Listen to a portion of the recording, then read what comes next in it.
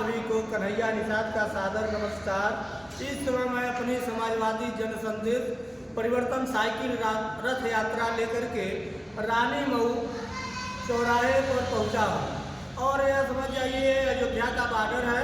अभी 2 किलोमीटर के बाद बाराबंकी का बॉर्डर शुरू हो जाएगा और मैं आपको पुरानी यादें बताना चाहता हूं।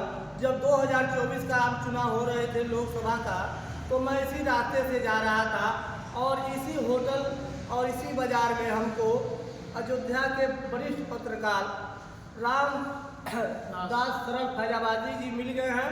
मैं आपको नमस्कार करता हूं। नमस्कार। और हमारी मुलाकात उस समय हुई थी तो मैं लोकसभा अयोध्या के बारे में इनसे जानकारी फीडबैक लिया था, तो ये बहुत ही अच्छी जानकारी बताए थे और ये बिल्कुल कन्फर्म कहे थे कि अवधेश प्रसाद जी जीतेंगे, क्योंकि उस समय का जो फैक्टर था रुश्दी मियाँ को भी उन्होंने पार्टी में ज्वाइन कराया था, आप ही बताए। और तमाम लोगों से जैसे संविधान को लेकर के तमाम चीज़ों को लेकर के लोगों ने उनका साथ दिया और अवधेश प्रसाद जी जीते। अब आप सब बताओ। दोस्तों, ये समाजवादी पार्टी से आप अभियान करते हैं जी। तो दोस्तों, आपका शुभ नाम? मेरा नाम कन्हैया निषाद है। और कौन सा जिला है आपका? मेरा जिला कुशीनगर है, तहसील कप्तानगंज है, विधानसभा क्षेत्र हाटा 334। अच्छा, तो आप तो बहुत ही चर्चित व्यक्तित्व हैं। आप एक ऐसी अनूठी साइकिल लेकर के, जैसा कि बाहर आपकी साइकिल खड़ी है, अच्छा, आप साइकिल में 4 झंडे लगा करके 8 झंडे। 8 झंडे, अच्छा 8 झंडे लगा करके 8 झंडे लगा करके आप जो है समाजवादी मिशन में जो काम कर रहे हैं, कब से काम कर रहे हैं? देखिए, हम लोग नेताजी के जमाने से जब 1992 4 अक्टूबर को समाजवादी पार्टी का गठन हुआ था, नेताजी हमारे ज़िले में गए थे और नेताजी का हाथ मेरे सर पर पड़ा था। वो जैसे मुझे किसी देवता ने आशीर्वाद दिया है। तभी से नेताजी की नीतियों को मैं उत्तर प्रदेश के हर शहरों, गाँव, जिलों में, विधानसभा क्षेत्रों में जाता हूँ और उनके नीतियों के बारे में बताता हूँ।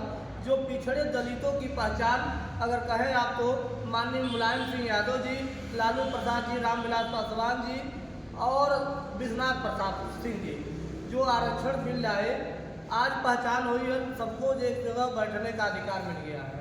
अच्छा कन्हैया जी, हम बात ये करना चाहेंगे कि जब आपकी समाजवादी पार्टी की सरकार थी और आज जो है भारतीय जनता पार्टी की सरकार है, तो इन दोनों सरकारों में आप क्या अंतर आपको नजर आ रहा है? क्या अंतर आप महसूस कर रहे हैं? आपकी सरकार इस सरकार से बहुत बेहतर थी या इस सरकार में क्या कुछ महंगाई, क्या कुछ बेरोजगारी बढ़ी है? क्या आपके नज़रिए से आप क्या महसूस कर रहे हैं?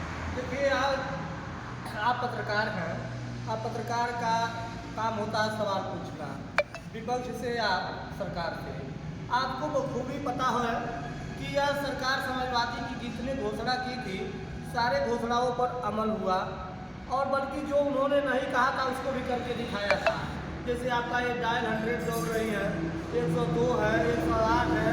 स्वास्थ्य सेवा से लेकर के शिक्षा सेवा में लैपटॉप योजना, कन्या विद्याधन योजना, किसानों के लिए नहरों की सिंचाई मुफ्त योजना, इतनी योजनाएं थी समाजवादी के पास। और सिर्फ उल्टा ये है कि मोदी जी जो कहे थे उसको किए नहीं। और जो मैं ये नहीं कहना चाहता, मेरा सवाल ये है कि क्या इस सरकार में बेरोजगारी और महंगाई बढ़ी है? क्या बहुत बढ़ी है महंगाई? एक समय था पत्रकार जी, लोग कहते थे कि अरे बेटा नौकरी कर लो, प्राइवेट ही कर लो, आगे चल करके सरकारी हो जाओगे।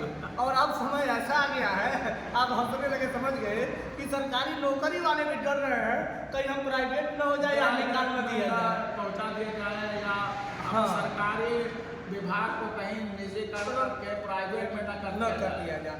ये चिंता एक समय फक रहता था। सरकारी कर्मचारियों में इस बात का भय बना हुआ है कि कहीं हम सरकारी से प्राइवेट न कर दिए जाए, ऐसा भय है। और लोग ज़्यादातर आज की गवर्नमेंट में क्या ज़्यादातर संविदा की नौकरियां मिल रही हैं, ज़्यादातर संविदा की नौकरियां मिल रही हैं। तो दोस्तों, ये थे कन्हैया निषाद जी जिन्होंने बताया कि आज के वर्तमान सरकार द्वारा या सत्तारूढ़ दल की जो नीतियाँ हैं वो अलोकतांत्रिक हैं, वो जन विरोधी है और जो है लोगों में बेरोजगारी और महंगाई बढ़ ये थे कन्हैया निषाद जी जो हमसे अभी बात कर रहे थे, और ये कुशीनगर जनपद से हैं और समाजवादी पार्टी के प्रचारक हैं।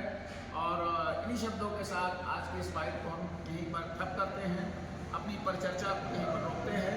मैं शरल फैजाबादी रानीगंज चौराहा बालाजी होटल से आपको नमस्कार करता हुआ, नमस्कार, जय हिंद, खुदा हाफ़िज़।